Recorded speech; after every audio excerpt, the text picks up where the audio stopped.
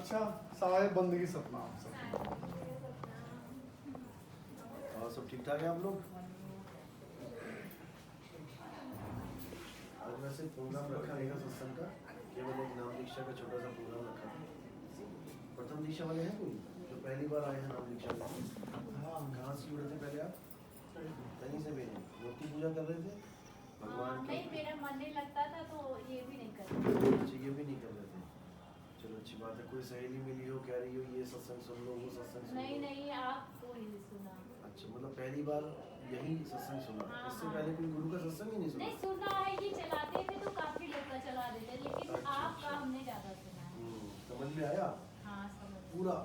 नहीं सब तो नहीं। मतलब जितना बता रहा हूँ लगभग? हाँ हाँ, ये समझ में आया। चलो बहुत अच्छी बात है। कितना टाइम हो गया सुनते? अरे आपसे हम जब कोरोना लगा था उसके पहले से अच्छा, तब आपसे से सुन रही हो? हाँ, उसके तो पहले से हम लोग सुनना चालू किए थे। बहुत बढ़िया, ये तो आए थे। बहुत बढ़िया। आप हमको भी संत प्रताप बाबू जी भेजे हैं। कौन से? संत प्रताप बाबू संत प्रताप बाबू जी। कहाँ से? हम भी आए हैं प्रयागराज से सर। अच्छा अच्छा। महाराज जी आदित्यानंद महाराज जी थे तो हमको उपदेश किए थे। उसके बाद तो वो तो समाधिष्ट हो गए। कौन से वाले? विहंगम योग वाले। हाँ, विहंगम योग से आप ही हो, लोको पायलट आप ही हो। जी ट्रेन चलाते हो ना? जी जी।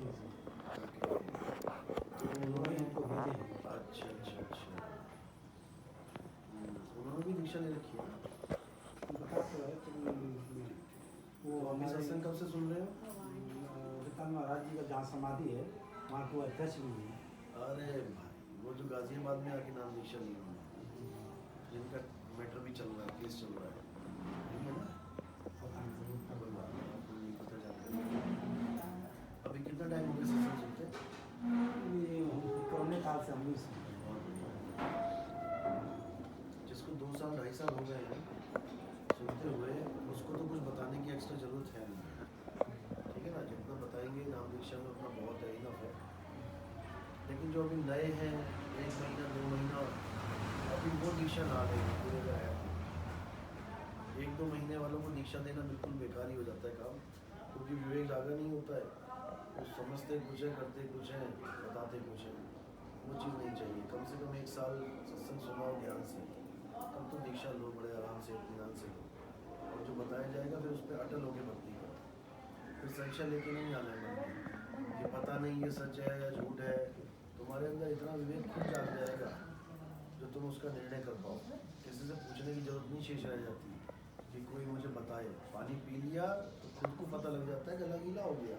अब किसी से पूछना थोड़ी नहीं है एक गिलास पानी पीने को, भैया जो पिया था क्या पानी यही है क्या?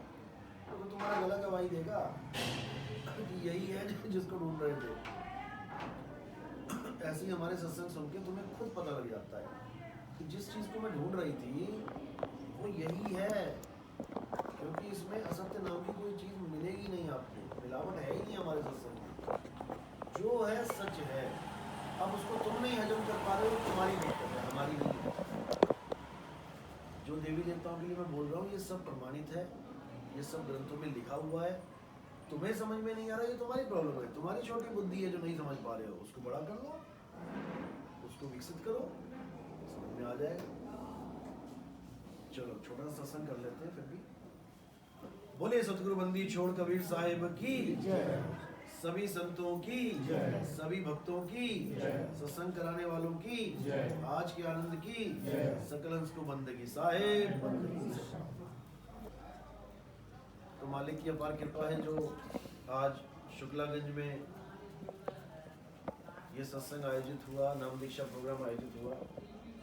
बहुत बड़े भाग होते हैं उन जीवों के जो इस मूल ज्ञान को अपने जीवन में एक बार भी सुन पाते हैं, और उससे भी बड़े भाग होते हैं उन जीवों के जो इस ज्ञान को सुनकर समझ पाते हैं, क्योंकि सुनने वाले बहुत हैं। लाखों लोग सुनते हैं हमारा सत्संग, लेकिन समझ सबके नहीं आता, समझ किसी बिरले के आता है। तो साहिब ने बोला भी है कि लाखन में कोई समझ ना पाई है, पर कोटि मध्य जानेंगे। कहे कबीर सुनो भाई साधो, हमें बिरले हंस पहचानेंगे। बिरले हंस सबके बस की बात नहीं है। बिरले का मतलब होता है लाखों में कोई 5, 7, 10। और ये तो ऐसा ज्ञान है जो करोड़ों में कहो कोई एक आधा समझ पाए। अगर आप बैठे हो तो इसका मतलब ये नहीं है कि बहुत आसानी से बैठ गए यहाँ पे। जन्मों जन्मों की जो मोर्चा लगा था वो खुरच दिया गया है, जन्मों जन्मों का अज्ञान खत्म कर दिया गया, इसलिए आज यहाँ बैठे हो आप। इसलिए सत्संग को ऐसा वैसा सत्संग मत समझ लेना, और अपनी इस अवस्था को जो आज तुम यहाँ बैठे हो इसको कोई आम अवस्था समझ लेना कि गए थे बाबा जी के पास नाम लेने। बाबा जी के पास बड़े बड़े देवी देवता नाम लेने नहीं आ सकते, क्योंकि ये ज्ञान ही नहीं समझ में आएगा उनको। बड़े बड़े ऋषि मुनि फेल हो जाएंगे, ये सत्संग सुन के समझ ही नहीं आएगा उनको, क्योंकि जहाँ वो फंसे पड़े हैं वो काल का ऐसा अदृश्य जाल है जो आप सोच भी नहीं सकते, समझ ही नहीं सकते। अदृश्य क्यों बोला है? क्योंकि वो दिखाई नहीं देता। देखो मैं कितने शब्द बोल दिया, क्या दिखाई दिए मेरे शब्द? किसी को दिखाई नहीं दिए, लेकिन इन्हीं अदृश्य शब्दों पे विश्वास करके बैठ जाओ। अभी मैं कह दूं बेटा राम राम जपो, एक बार भी ना दिखाई दिया मुंह से क्या निकल रहा है, हवा यही है। मैं कह दूं बेटा कबीर कबीर जपो, बेटा वाहेगुरु वाहेगुरु जपो, ये अदृश्य जाल है, तुम फंस गए इस जाल में।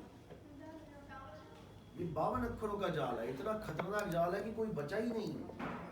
52 अक्षरों के जाल से कोई बचा ही नहीं। किसका नाम लोगे? कौन बचा? कोई नहीं बचा।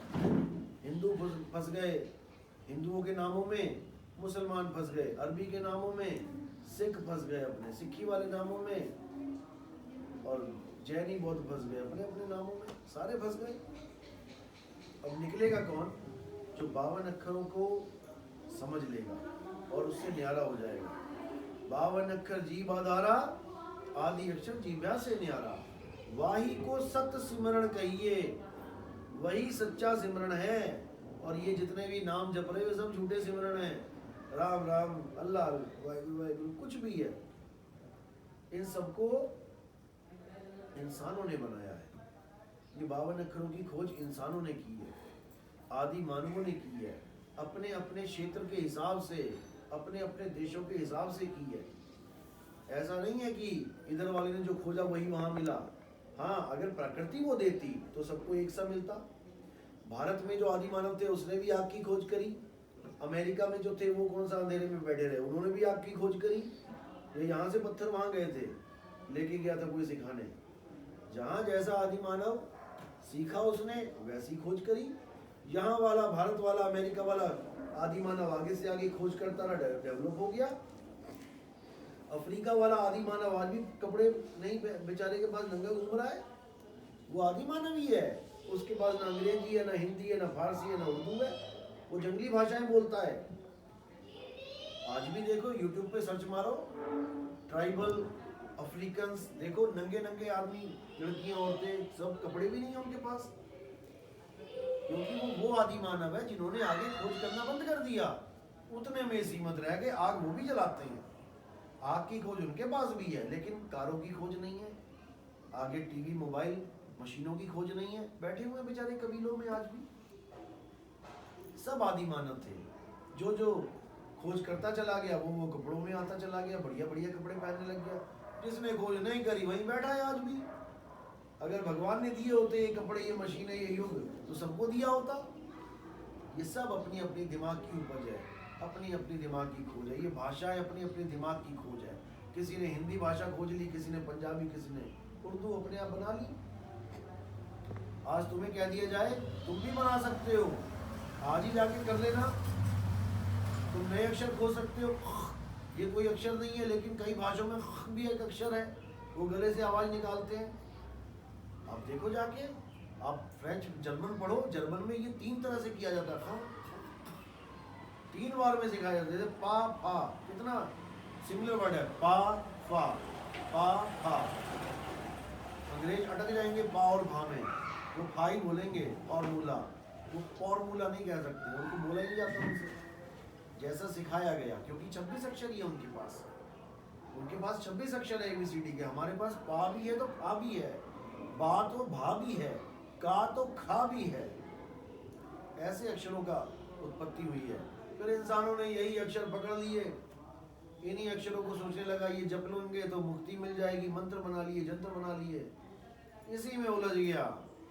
तो साहिब ने फिर निकाला, तंत्र मंत्र सब झूठ है, इनमें न भर में कोई, सार शब्द जाने बिना कागा हंस ना होए।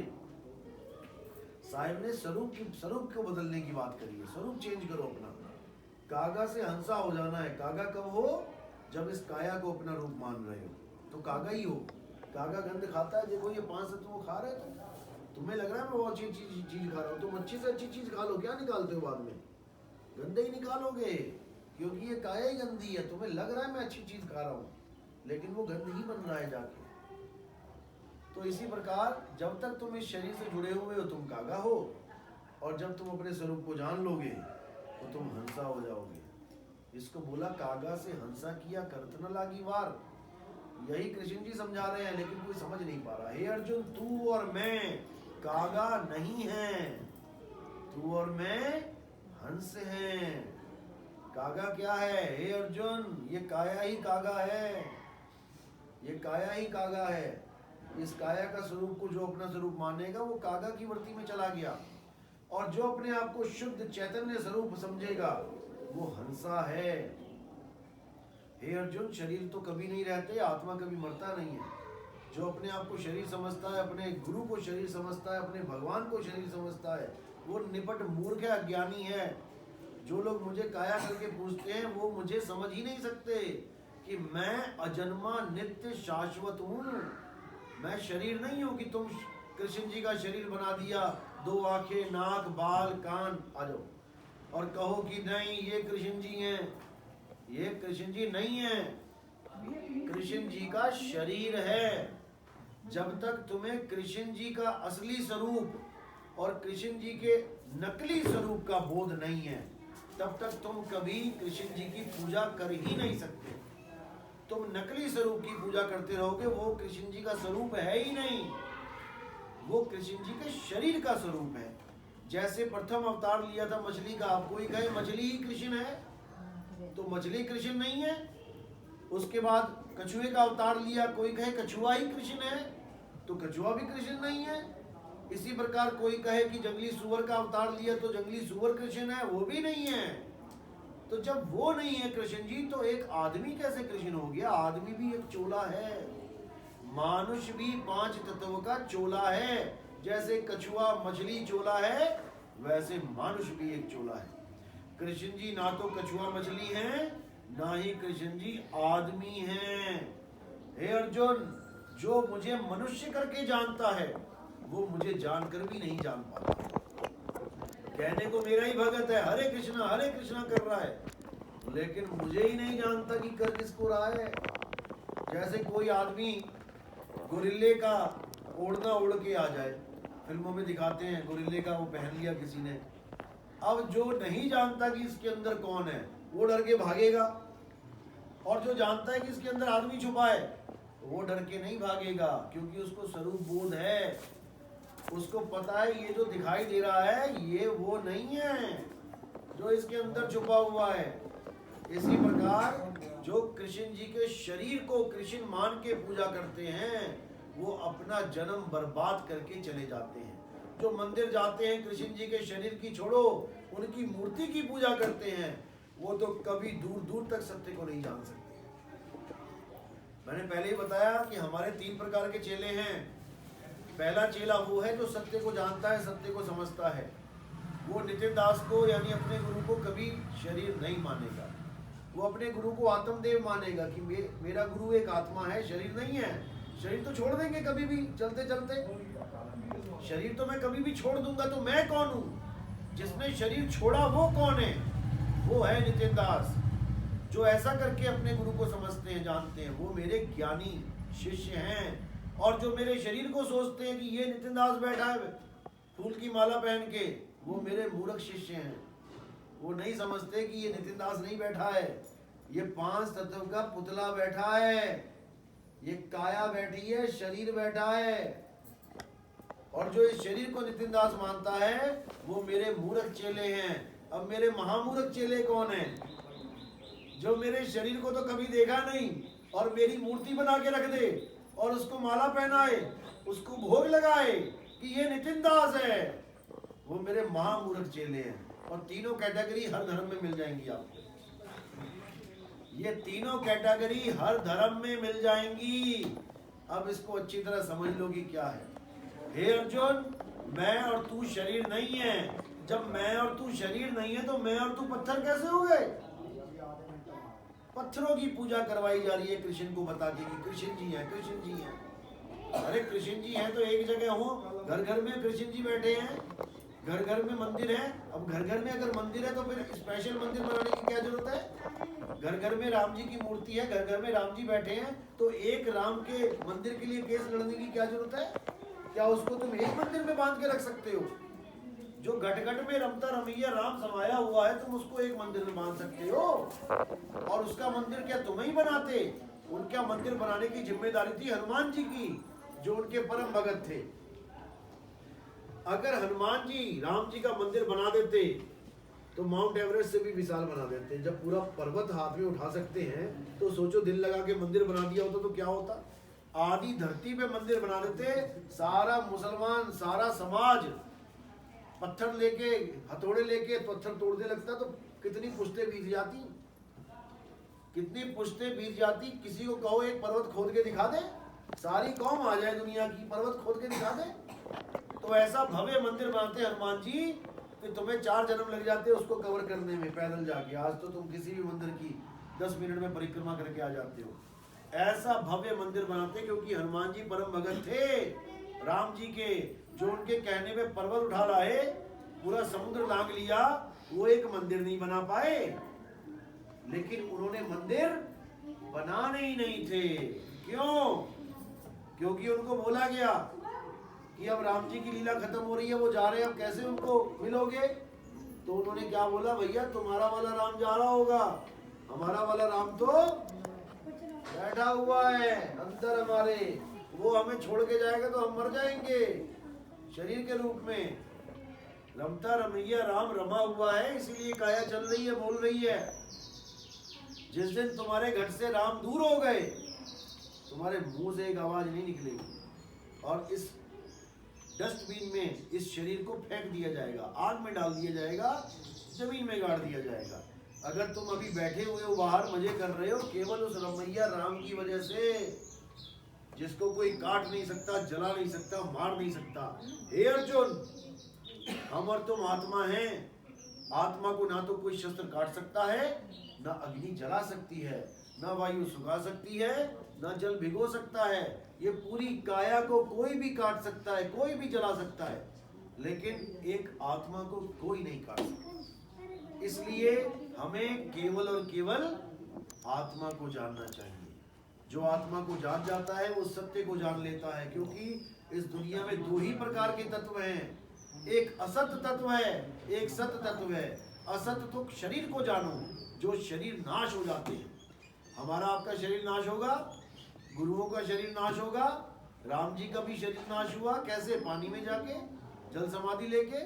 कृष्ण जी के शरीर का नाश कैसे हुआ? तीर लगा उनके, बाली ने तीर मारा, राम जी ने बाली को मारा, बाली ने राम जी को मार दिया अगले जन्म में। तो बड़ा कौन? अदली बदली हुई है, अदला बदला, बड़े छोटे वाली बात नहीं है। ना राम जी की आत्मा कभी मरी, ना कृष्ण जी की मरेगी, ना उस बाली की मरी, कोई नहीं मरता। ये मरना ही सबसे बड़ा भ्रम है। और साहिब कहते हैं जब आत्म ज्ञान में आ जाते हो तो ये भ्रम भी खत्म हो जाता है। फिर कहते हैं हम ना मरिब मरिब संसारा, हमको मिला जीवन हारा। हमको वो आत्मा मिल गई जो सारी दुनिया को जीवन दे रही है। अब कौन मरेगा? अब कोई नहीं मरेगा। अब कौन मरेगा? तन और मन। इसको मार के आप आगे बढ़ जाओगे। मन को मार गगन चढ़ जाई, मान सरोवर बैठ नहाई। वो मान सरोवर में जब तुम गोता मारोगे तो क्या होगा? कौवा गोता मारता है, हंसा बन के निकलता है। वहां पर तुम्हारा स्वरूप ही बदल जाएगा। तो वो मानसरोवर कहाँ है? वो चीन वाला मानसरोवर नहीं है। लोग वहां जाके डुबकियां मार रहे हैं मानसरोवर में। मानसरोवर तुम्हारे घट में है। आत्म घट को ही मानसरोवर बोला गया है। तन घट और मन घट को त्यागोगे तो आत्म घट में रमण करोगे। हे अर्जुन, अध्याय 3 17वां श्लोक। उससे पहले क्या है? 12 13 14 15 16 में उसमें ये बोला है, जो लोग वेदों के द्वारा निर्मित भक्ति यज्ञ हवन नहीं करते, जो देवी देवताओं की पूजा नहीं करते, जो यज्ञ का प्रसाद ग्रहण नहीं करते वो सब पापी हैं। अब हम भी नहीं करते, हम भी यज्ञ नहीं करते, हम भी देवी देवताओं की पूजा नहीं करते, हम भी कोई ऐसा कर्म कांड नहीं करते, व्रत नहीं करते, तीर्थ नहीं जाते, तो इसका मतलब हम भी पापी हो गए? नहीं, ये उनके लिए है जिनको आत्मज्ञान नहीं है। अध्याय 3 17वां श्लोक, किंतु, ये श्लोक किंतु से शुरू किया गया है। लेकिन जो लोग अपनी आत्मा में रमण करते हैं, जो अपनी आत्मा में संतुष्ट हैं, जो अपनी आत्मा में तृप्त हैं, उनके लिए कोई धार्मिक कर्म कर्तव्य लागू ही नहीं होता। उनको किसी मंदिर जाने की जरूरत नहीं, उनको किसी गुरुद्वारे में जाने की जरूरत नहीं, मस्जिद में जाने की जरूरत नहीं, चिड़ियाघर गिरजाघर जाने की जरूरत नहीं, कहीं जाने की जरूरत नहीं। उनका मंदिर मस्जिद गुरुद्वारा उनका आत्मदेव है। इस आत्मा में रमण करना है। और जो अपनी आत्मा को जान लेता है अर्जुन, वो स्थित प्रज्ञ हो जाता है, यानी वो स्थित हो गया। स्थित यानी पहले स्थित नहीं था, पहले चल अवस्था में था, अब वो अचल हो गया है। और जब वो अचल हो जाएगा तब इस दुनिया की कोई ताकत उसको हिला नहीं सकती। यमदूत उसको घसीटेंगे जो अचल नहीं है। जो अचल है यमदूत उसको हाथ भी नहीं लगा सकते। यमदूतों की तलवारें तुम्हें काट ही नहीं पाएंगी। नैनम छिंदन्ति शस्त्राणी, नैनम दहती पावका। जो अपने आत्म स्वरूप को प्राप्त कर लेता है उसको आग जला नहीं सकती, वायु सुखा नहीं सकती, शस्त्र काट नहीं सकते। तो डर किस बात का है? फिर कौन सा स्वर्ग कौन सा नरक? ना मैंने स्वर्ग में जाना है, ना मैंने नरक में जाना है, ना मैंने अलग लोग जाना है, अगम लोग जाना है, अनामी लोग जाना है, ना मैंने सतलोक जाना है, क्योंकि मेरा आत्म देव ही मेरा सतलोक हो जाता है। इसीलिए बोला लोक अलोक शब्द है भाई, और जिन जाना तिन संशय जाई। असली लोक क्या है? शब्द ही लोक है। इसी शब्द में समाना है। जाप मरे अजपा मरे, अनहद भी मर जाए, सुरत समाए शब्द में। वाको काल न खाए, काल वहां पहुंच ही नहीं सकता जहां पर ये शब्द है, यानी आत्मदेव है। इसीलिए इस आत्मदेव को अकाल बोला जाता है। सिखों का मूल मंत्र क्या है? एको सतनाम, यानी एक सतनाम ही। सतनाम क्या है? सतनाम का मतलब है आत्मदेव। आत्मदेव ही सतनाम है, बाकी सब असत नाम है। तो एको सतनाम कर्ता पुरुष, वही असली कर्ता पुरुष है। उसी की वजह से सारे कार्य चल रहे हैं। आत्मा है तो खाना खा रहे हो, आत्मा है तो गाड़ी चला रहे हो, आत्मा है तो नहा रहे हो, धो रहे हो, आत्मा है तो माँ माँ है, बाप बाप है, बेटा बेटी तुम्हारे रिश्तेदार है। आत्मा नहीं तो उसी माँ को उठा के आग पे डाल दिया। अब कोई रिश्ता नहीं है, शरीरों से तुम्हारा कोई रिश्ता है ही नहीं। तुम्हें लग रहा है कि शरीर से मेरा रिश्ता है, असल में रिश्ता तुम्हारा आत्मा से है।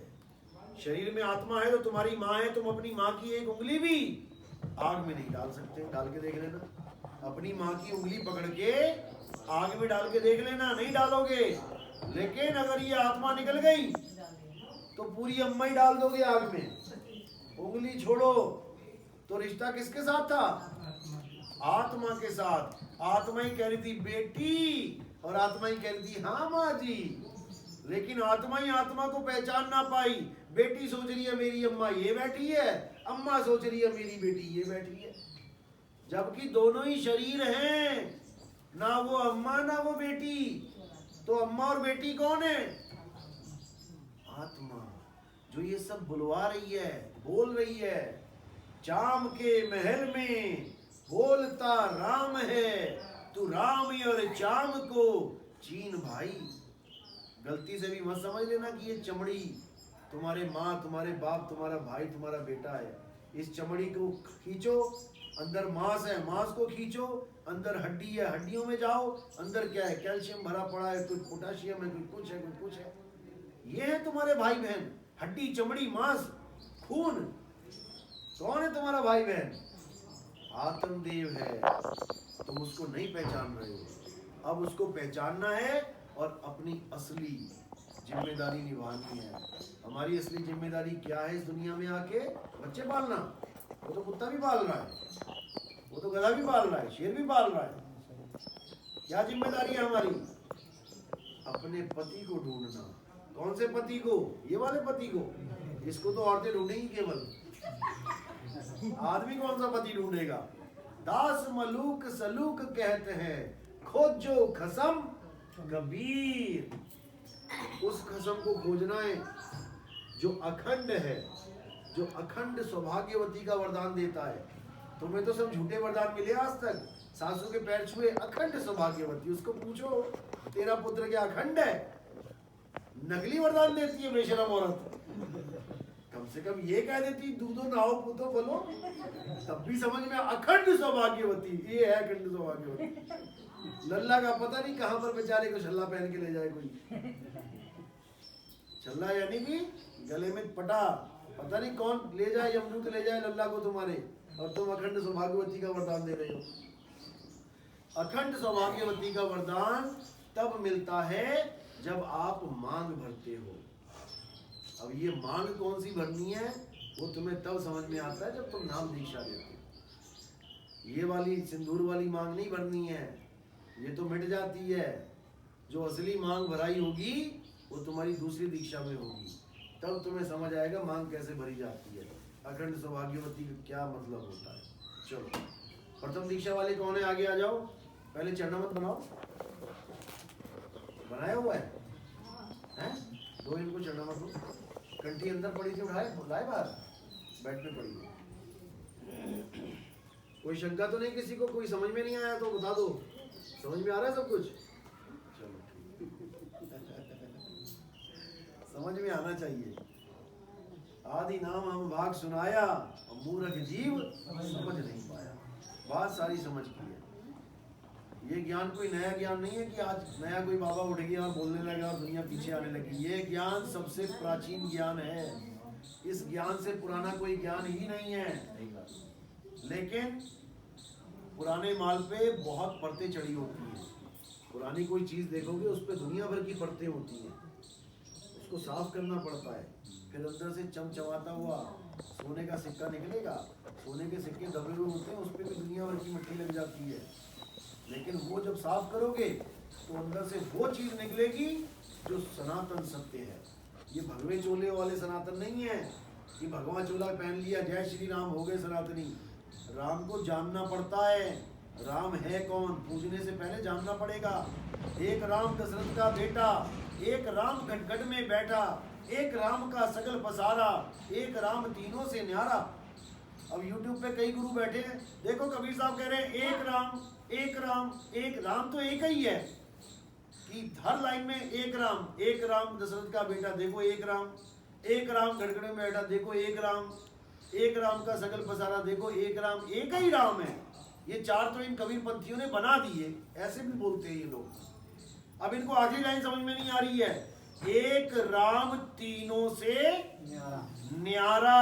भैया न्यारा का क्या मतलब होता है?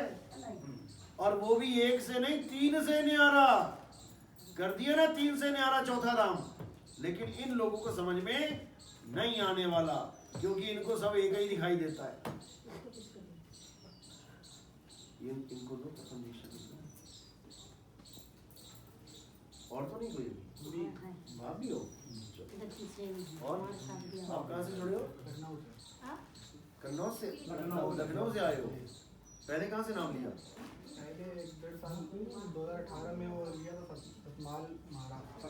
सतपाल जी महाराज। उनसे फिर छोड़ दिया। सोहम वाले हैं। अब सोहम जपना नहीं है, अब सोहम को जानना है।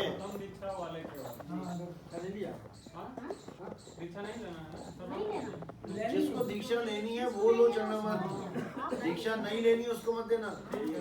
ये दीक्षा का प्रसाद है। अच्छा सतपाल मैं भी उसी में थी। और कोई होगा नहीं। देखो जी, कोई भी महाराज हो, हम लोग कहते हैं मैं जी उनका शिष्य था, उनका। हम परमात्मा के शिष्य हैं। गुरु तो हमने चुन लिया कि ये गुरु हमें परमात्मा से मिलाएगा। शिष्य हम परमात्मा के ही हैं, चाहे किसी भी पंथ में क्यों ना बैठे हो। कभी ये नहीं बोलना कि मैं उस गुरु का चेला हूं। मैं अगर किसी गुरु के चेले हो तो फिर उसी के रह जाओगे। हाँ, इसको दे दो, घंटी पहना दो, कोई बात नहीं। प्रेम होगा घंटी से, उसको पता लगेगा। चबा तो नहीं जाएगा छोला समझ के।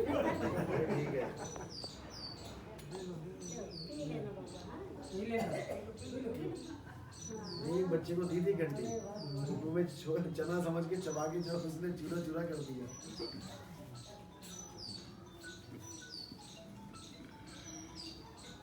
कितने, 3 लोग हैं? 2 लोग हैं, 4 लोग हैं। पहले कहाँ से जुड़ी थी? पहले भी तो आई थी आप। हाँ, पहले मैं सुबह मंदिर जाते हैं। हाँ, आप लेके आए थे ना इनको? आपके घर के पास रहती है? कोई बात नहीं, चलेंगे, अगली बार चलेंगे, कोई बात नहीं। पिछली बार थोड़ा कंफ्यूजन था ना, नाम लिया नहीं था ना? नहीं लिया और सुनना चाहते थे। अब सुन रहे हो ना सत्संग लगातार YouTube पे? चलो अच्छा, आ जाओ आ जाओ, एक एक करके आगे आ जाओ।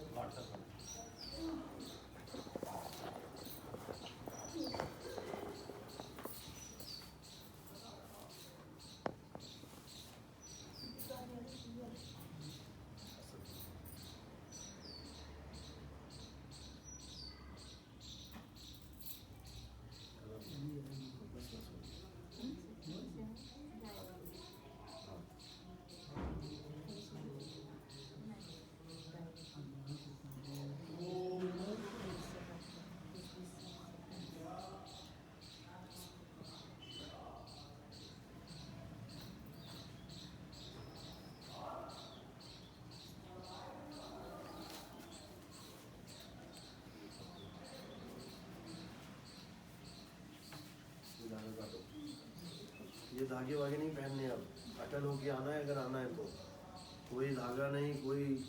आपको पहले दीक्षा हुई है? नहीं, आपको कौन सी दीक्षा हुई? मैंने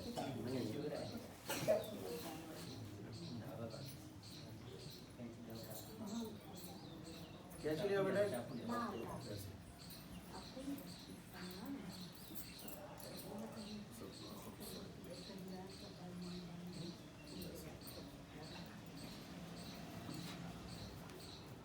एक एक करके काटो, एक एक करके, एक साथ नहीं जाएगा, सिंगल सिंगल।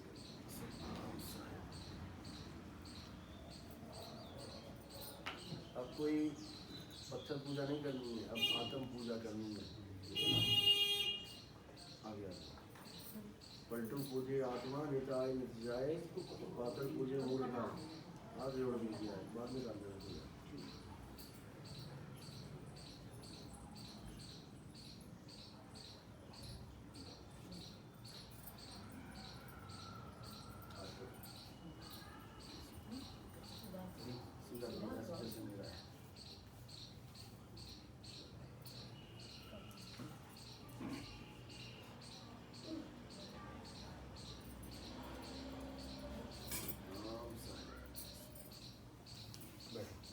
और तो नहीं कोई?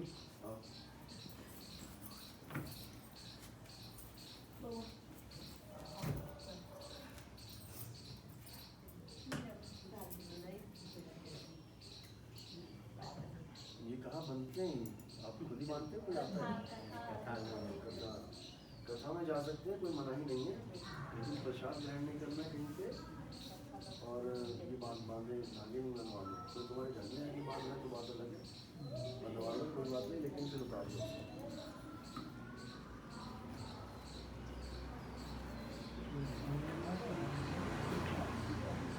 गीता में बोला है कि जो देवी देवताओं के प्रसाद खाते हैं, देवी देवताओं पर भरोसा रखते हैं, वो देवलोक को चले जाते हैं।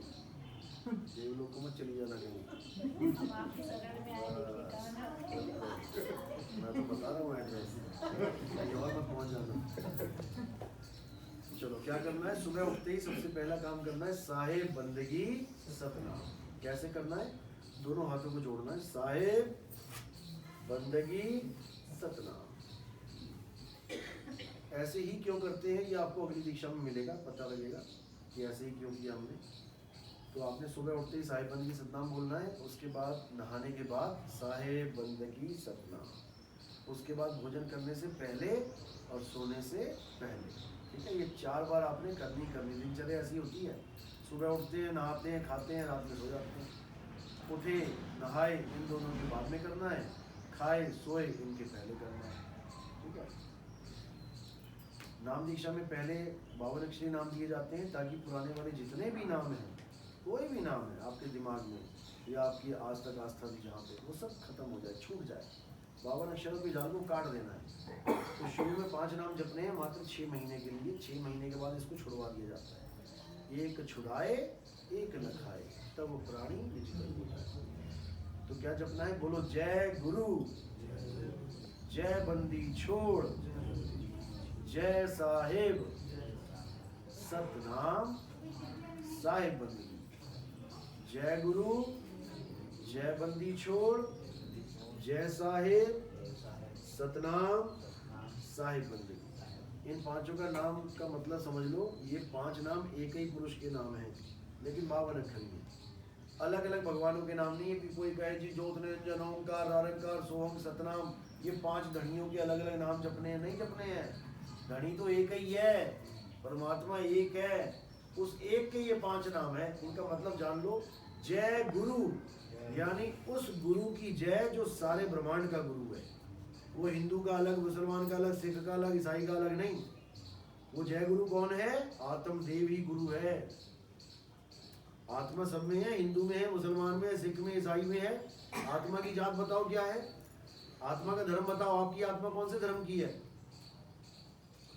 हिंदुओं की आत्मा हिंदू धर्म की है, मुसलमान की आत्मा मुसलमान धर्म की है। ऐसा नहीं है। अगर कृष्ण जी आत्मा की महिमा गा रहे हैं तो इसका मतलब आत्म तत्व तो बहुत इंपॉर्टेंट है। नहीं तो वो ये कहते मेरी पूजा कर ले अर्जुन, अगर मैं ही भगवान हूं तो। वो ये कह रहे हैं कि अर्जुन आत्मा को जान, आत्मा ही सत्य है, ये शरीर तो असत्य है, ये तो नाशवान है। तो जय गुरु, उस गुरु की जय जो सबका गुरु है, आत्मदेव ही हमारा गुरु है। जय बंदी छोड़ यानी जो हमें बंधनों से छुड़ा दे। कौन से बंधनों से? काया के बंधन से, उसी की जय होगी। जैसे राजा कहता है सैनिकों से बंदी बना लो, बंदी बना के कहाँ डाल दिया? बंदी गृह में, जेल में, पिंजड़े में। अब उस पिंजड़े से कोई छुड़वा ले, वही बंदी छोड़ है। तो यहाँ पर कौन बंदी है? बंधन में कौन है यहाँ पे? जीव बंधन में है। और जेल कहाँ है उसकी? कौन सी जेल में पड़ा है?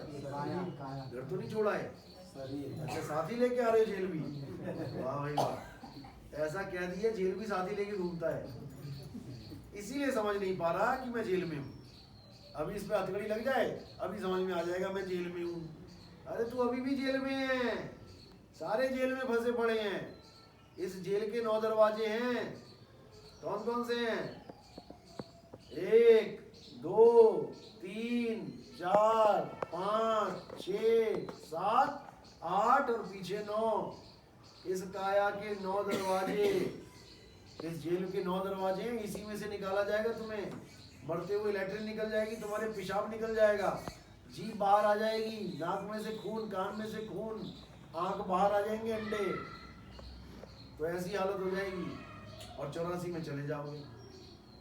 तो इस जेल से छुटकारा कौन दिलाएगा? बंदी छोड़। इसलिए उसकी जय करवाते हैं, जय बंदी छोड़। अब जय साहिब, जय साहिब का मतलब है कि अब उस साहिब की जय जो सबसे बड़ा है, जिसका साहिब डाढ़ा होवे तिसनो मार न सके कोई। जो अपने सच्चे साहिब को जान लेता है उसको कोई मार नहीं पाता। तुम्हें कोई मार सकता है? अब तुम्हें कोई मार सकता है? तुम्हारे शरीर को पीट सकता है, तुम्हारे शरीर को मार सकता है। अब तुम्हें कोई नहीं मार पाएगा, क्योंकि तुम्हें डाढ़ा साहिब मिल गया, सबसे बड़ा साहिब मिल गया। आज तक जितने साहिबों को तुम पूछते आए हो, वो किसी ना किसी के पुत्र थे, उनके माता पिता थे। तुमने राम जी की पूजा करी, राम जी के माता पिता कौन थे? दशरथ और कौशल्या। कृष्ण जी के माता पिता वासुदेव, देवकी नंदन। और तुम्हारे जितने गुरु थे, कोई आसाराम जी का चेला, कोई सतपाल जी का चेला, कोई रामपाल जी का चेला, इन सबके सर्टिफिकेट देख लो, सन ऑफ लिखा होगा किसके पुत्र हैं। लेकिन अब जो साहिब तुम्हारे पास आने वाला है, जो तुम्हें मिलने वाला है, उसका कोई माँ बाप नहीं है। साहिब सबका बाप है, बेटा काहू का नहीं, और बेटा होके जन्मिया सो तो साहिब नहीं। अब उसका कोई माँ और बाप नहीं मिलेगा। तो कौन है वो साहिब? वो शब्द गुरु है, वही हमें चिताने के लिए आता है। एक संत बन के आता है, फिर भी बिना माँ बाप के आता है और बिना लाश छोड़े जाता है। संतो अविगत से चला आया, कोई मेरा भेद मरम ना पाया, ना हम लीना गर्भ बसेरा, बालक होए दिखलाया, संतों अविगत से चला आया। कौन है वो संत? कबीर साहब हैं। संत कबीर बिना गर्भ जून के आते हैं, और जब जाते हैं तो हिंदू मुसलमान झगड़ा कर रहे होते हैं, हम जलाएंगे गुरुजी को, हम दफनाएंगे गुरुजी को, लेकिन गुरुजी की लाश नहीं मिलती। आप जाके देखो मगहर में आज भी हिंदू और मुसलमानों के दोनों के मंदिर आमने सामने बने हैं, मंदिर और मस्जिद। 60,000 चेला लड़ता रहा आपस में कि हम जलाएंगे, हिंदू कहते हैं हम जलाएंगे, मुसलमान कहते हैं हम दफनाएंगे, लेकिन किसी को लाश ही नहीं मिली, क्योंकि वहां कबीर साहब ने खुद को गायब करके फूल प्रकट कर दिए, फूल आधे आधे बांट लिए। अब कुछ कबीर का पंथी कहते हैं अरे ये सब झूठ है, वहां पर वो फूल नहीं थे, ज्यादा दिमाग लगा रहे हैं। कह रहे हैं वहां वो फूल थे जो लाश जलाने के बाद चुगने जाते हैं, फूल चुगने जाते हैं। उनको कहो मूर्खो, वहां पर हिंदू मुसलमान तलवार खींच के बैठे, लाश कौन जलाएगा? एक लाश जलाने के चक्कर में वहां पे 60,000 लाशें गिर जाएंगी। झगड़ा ही इस बात का है कि हम जलाने देंगे कि दफनाने देंगे। आग किसने लगा दी वहां पे? कोई आग नहीं लगा पा सकता था वहां पे, क्योंकि तलवारें दोनों तरफ से खींची हुई थी। कौन कौन राजा थे वो? राजा बघेल और बिजली खान पठान। अब बताओ कौन जलाए वहां पे? तुम जला के दिखा देना कहीं पे हिंदू मुसलमान का झगड़ा हो रहा हो। ये पारक सिद्धांत वालों की बात कर रहा हूँ, जो बड़े बड़े महात्मा बने हैं। ऐसा सत्संग कभी नहीं सुना होगा, शेर दहाड़ रहा है, ऐसी लाइनें लिखते हैं सत्संगों में। सारी दहाड़ बिल्ली की म्याऊं में बदल जाएगी जब हिंदू मुसलमान के झगड़े में कभी पड़ गए तो। नानी याद आ जाएगी क्या होता है झगड़ा, जो तुमने लोगों को बेवकूफ बना दिया कि ऐसा कुछ नहीं हुआ कि कबीर साहब गायब हो गए, उनकी लाश को जला दिया, वहां फूल चुगने गए थे ये लोग। बताओ, अरे झगड़ा ही यही था कि हम जलाएंगे नहीं, जलने नहीं देंगे। हद कर दी है। तो अब उस साहिब की बंदगी करनी है जो सबसे बड़ा साहिब है। जय साहिब सत्य नाम, उस साहिब का नाम ही सत्य है, इसीलिए उसे सत्य साहिब बोलते हैं, सत्य करतार बोलते हैं, सत्य पुरुष बोलते हैं। वो सत्य है तो हम क्या हैं? हमारा नाम क्या है? उसका नाम सतनाम है तो हमारा नाम क्या है? सतनाम। लेकिन हमें असत नाम पकड़ा दिया। किसने? अब्बा अम्मा ने। बिटुआ पैदा हुआ, बिटुआ वाले नाम रख दिए, बिटिया पैदा हुई, बिटिया वाले नाम रख दिए, नकली नाम। लड़का पैदा हुआ, रख दिया किशोर कुमार, लड़की पैदा होगी किशोरी। ऐसे उलझा दिए नामों में, ये सब नकली नाम है। हमारा नाम भी सत्य है। सत्य का मतलब ये नहीं सा और ता, सत्य का मतलब आत्म स्वरूप। सत्य स्वरूपी नाम साहिब का, सो निज नाम हमारा। जो उसका नाम है वही मेरा नाम है, जो उसका स्वरूप है वही मेरा स्वरूप है। इसी को बोला सो हम, जैसा तू वैसे हम, जो तू सो हम। जपना नहीं है सो हम सो हम। उसको बोला जो जन होंगे जौहरी, रतन लेंगे बिलगाए, सोहंग जपी मुआ, अमिथ्या जन्म गवाए। गुरु भी 84 में जा रहा है सोहंग जप के, और चेले भी 84 में जा रहे हैं और जयकारे लगाते जा रहे हैं, जय हो गुरु जी की, जय हो गुरु जी की। ये नहीं पता कि कौन से गड्ढे में गिराएगा ले जाके वो गुरु। इतना बुरा हाल है जनता का। लेकिन अब जागृति हो रही है, अब सोहंग जपना नहीं है, अब सोहंग को जानना है। पानी को जपना नहीं है, पानी को जान के पीना है, तब भेद खुलेगा।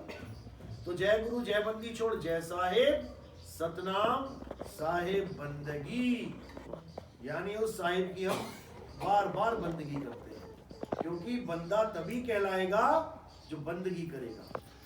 बंदा भूला बंदगी, साहिब भूले नाही, और जिस दिन साहिब भूल गए उस दिन बंदा नहीं। बस इतना याद रखना, इसलिए बंदगी बहुत जरूरी है। चलो ये हो गई आपकी प्रथम दीक्षा। अब आरती करनी है, आरती के बाद समाप्ति कर देंगे। बोलिए सतगुरु बंदी छोड़ सतगुरु सत्य कबीर साहिब की जय। सदा ही जय। हाँ, इसको ऐसे छोड़, आ जाओ।